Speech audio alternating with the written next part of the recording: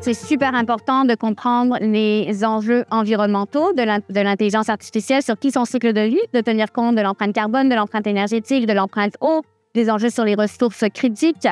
Et c'est vraiment en balançant ces avantages et ces impacts qu'on saura si ça vaut la peine de mettre en œuvre de l'IA. Par ailleurs, il faut aussi toujours se poser la question lorsqu'on veut développer, mettre en œuvre une IA, c'est quoi notre enjeu?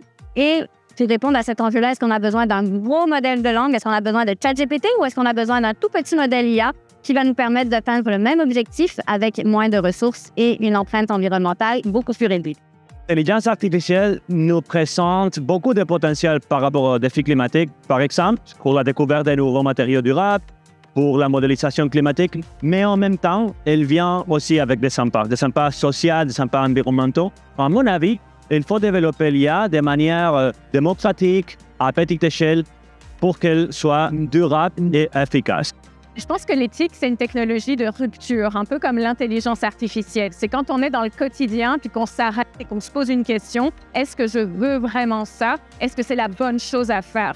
Puis on voit en ce moment, dans cette vague de développement de l'intelligence artificielle, on a énormément d'opportunités de se demander qu'est-ce qu'on veut vraiment, qu'est-ce qui a du sens au niveau moral. Alors, dans ce sens-là, je dirais que l'éthique par rapport à l'IA, c'est pas une menace ou un progrès, c'est plutôt comme un appel qui reste à voir si on va l'entendre et comment on va répondre à la question.